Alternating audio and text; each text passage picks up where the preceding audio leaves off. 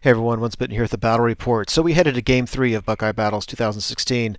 Of course, my Beastlords facing an Infernal Dwarfs army. When I saw this matchup, I was really glad that I was able to get a practice game in against the Infernal Dwarfs just to get used to them a little bit. You'll notice some tokens along the center line of the table. There are three of them.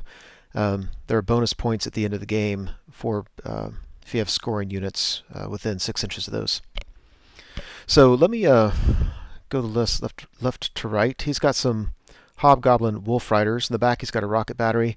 That beautiful model on the huge base is a Kadim Titan.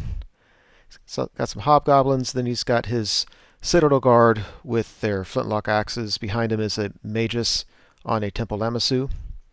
There's a Bolt Thrower back there on the hill. Then on the front of the hill is a Tarok Subjugator, which I don't understand the fluff behind. I can't wait till they're done with that book. I guess he's like it's on a Monstrous Cavalry, but he's also a character. He's a BSB. Now, the empty base in the hill is his general. That's an Overlord on a Great Bull. He wouldn't balance on the hill, so he had to take the model off. Some more Hobgoblins. There's his general's model. And then there's another rocket battery and some more wolves. So he's got a very symmetrical deployment. I decided to go ahead and ambush with my 2 units of 20 Wildhorns just to threaten his war machines. I didn't think. I don't think my ambushing units would do much good against a Citadel Guard, even with a rear charge. I mean, a rear charge always helps, but yeah, I didn't feel like I needed them in front, and I thought they could at least threaten the war machines and maybe prompt some bad decisions or something. So on the right, I've got a Chariot, got my 2 Gortachs, I've got my 7 Minotaurs, the Gargoyles behind them, my Longhorns with my General and Battle Standard Bearer. Then on the hill, I've got my Mongrel Raiders. I've got my Soothsayer and my Centaur Chieftain behind him, another Chariot, and more feral Hounds. So really, we're just kind of lining up against each other, saying, okay, bring it on, let's go. So Vanguard looks like that. And we go to Infernal Dwarfs turn 1. So I did not line up on the 12-inch line. I'm starting to learn my lesson. But basically, I just looked at the range he had on his stuff, and then started far enough so that at least his Citadel Guard wouldn't be able to shoot me. Now I think their range is only 18, so even if he walked up 3, that's still only 21. He probably couldn't shoot anyway. But I still decided just to start a little further back. I just really didn't feel the need to rush at him. He's got some more machines, which I'll take care of after 2 rounds of shooting, and he's got his flintlock axes, and I'm just, gonna have to deal with that. But I have plenty of hitting power. So he was able to shoot at my dogs and kill some of them, or I think this is actually the magic phase.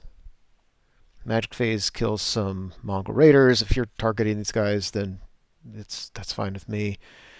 And then he shoots and kills 1 feral hound. So I've got 1 remaining.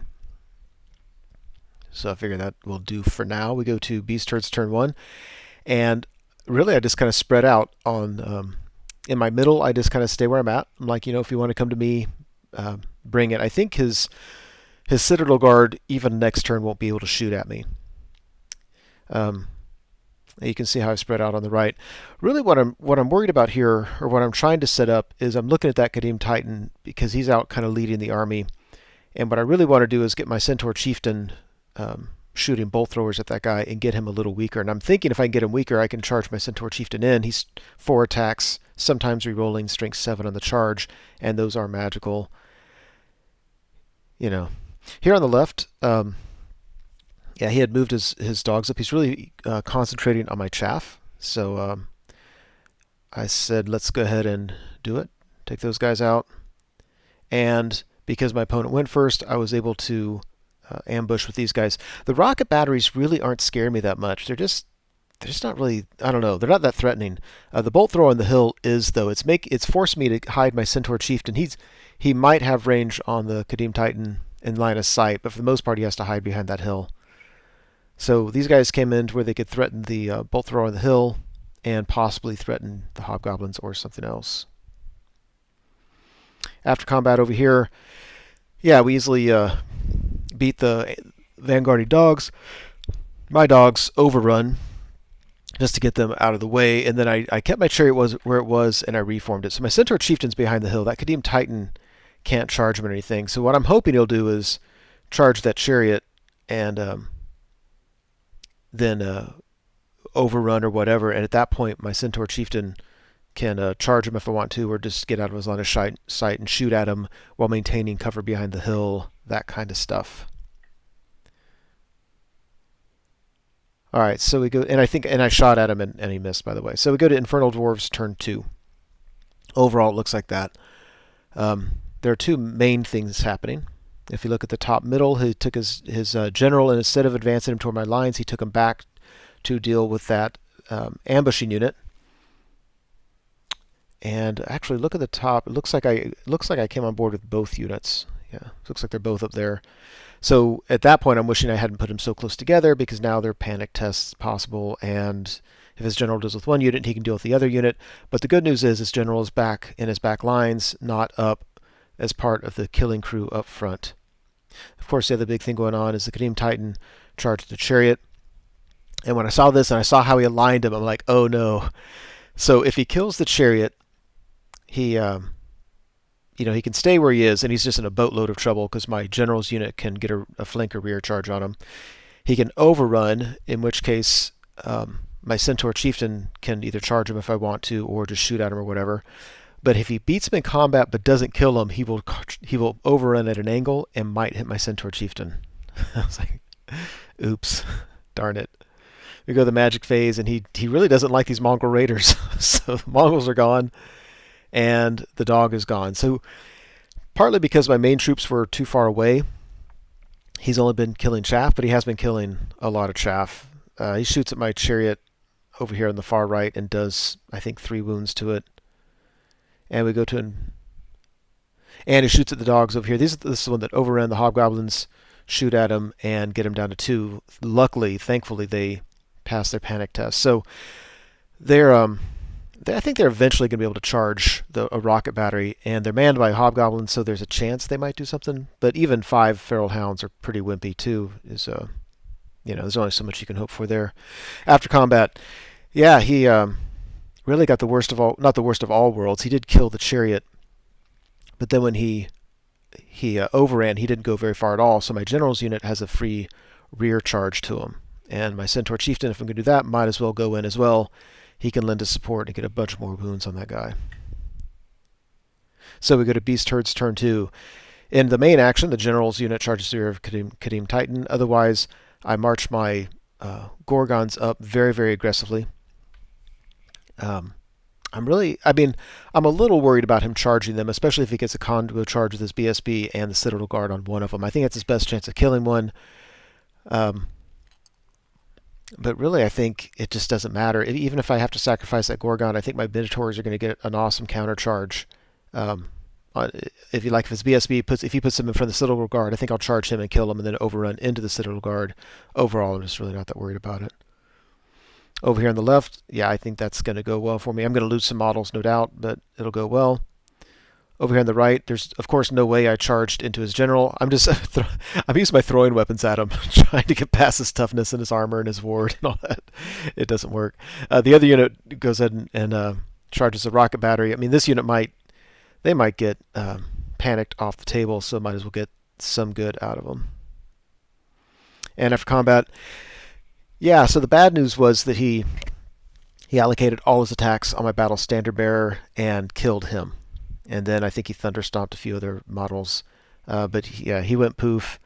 And then my general's unit reforms. And I really like, with the Minotaurs facing the center of it, this unit on my left flank, my Gorgons on the right. What does he have? He's got a flying Magus. He's got Citadel Guard. He's got a BSB. I'm just really not that worried about it. After combat, of course, the rocket battery's destroyed. And we go to Infernal Dwarfs turn 3. So at the top, his general charges one unit. They pass their terror test. Actually, in hindsight, I don't remember if his general causes terror or not, if the Great Bull does. But either way, they stood. So take that. So I know I'm going to lose it. I'm hoping I'll be steadfast. It'll be 7 rerollable, because that's the unit with the Gleaming icon. And I'm just hoping they can hold him up for a while, especially to let me get that other unit just kind of away from 6 inches. But in big news, the Citadel Guard and his Battle Standard Bearer charge a Gortach. So this is one where I'm really curious how he's going to hold up. There's just a lot of well, the Citadel Guard strength 5. I forget about the Subjugator. A lot of hits going on this guy, but you know, if he survives past Initiative 3, he has a chance to get growing wounds back, and he's going to get a fair amount of combat res. This is up at the very top.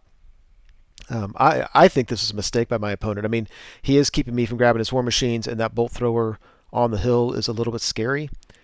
But I'll take it. I'll take that bolt thrower staying alive to keep his general out away from the action, because if he was where the action was, that's a whole different story. You know, he's tying something else up. He's doing something mean and nasty. After combat, yeah, when all's said and done, he was only able to do 3 wounds on the Gortach. He might have done more, and I might have healed them. I don't remember, but all in all, it's just that. The Gortach actually didn't do much. I think I put my attacks into his Battle Standard Bearer, and he did some wounds, but didn't kill him. Overall, everything is as you can see it, and again, I'm just really not that worried about it. Actually, that's an understatement. I actually love my position now. I like it a lot.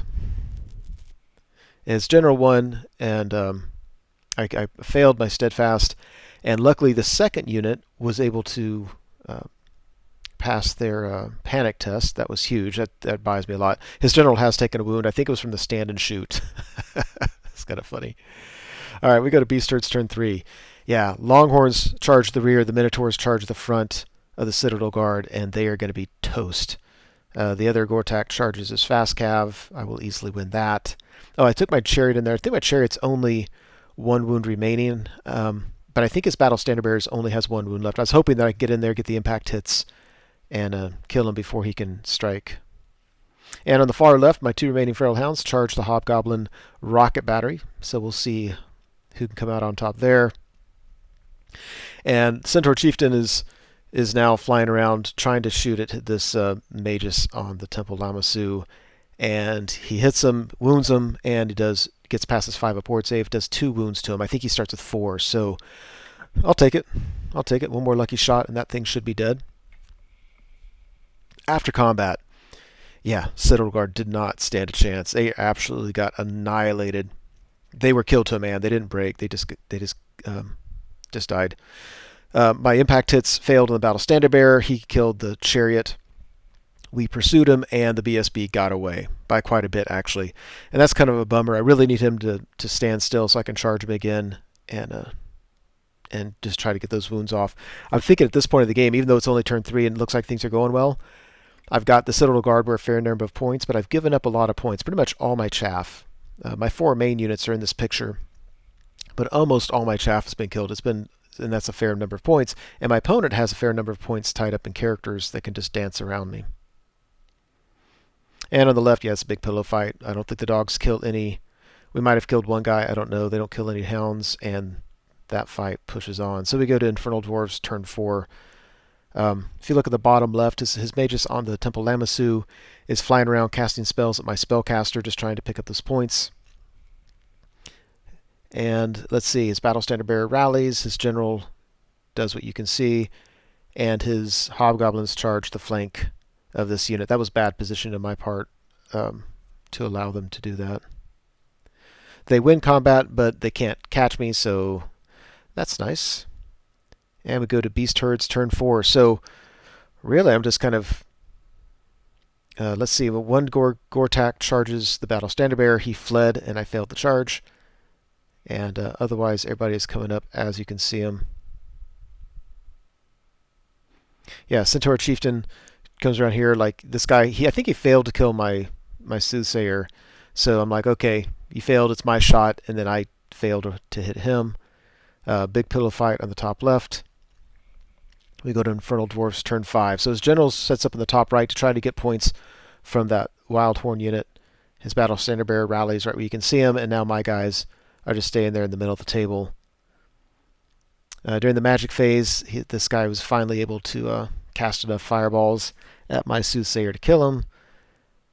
And that makes my Centaur Chieftain very, very angry. And over here, I don't know what happened. I'm guessing this is a breath weapon or something. But my guys stick around. And we go to Beast Herds, turn 5. So now I'm just trying to cage this guy in. Like, where can I put my stuff so his battle standard bearer can't just march out of my line of sight? Gargoyles, by the way, charge the bolt thrower on the hill, so really my opponent's down to what, one war machine remaining. You know the Gargoyles are going to win. He's got his Magus, his 2 other characters, and 2 units of Hobgoblins. And that's what I'm trying to get rid of.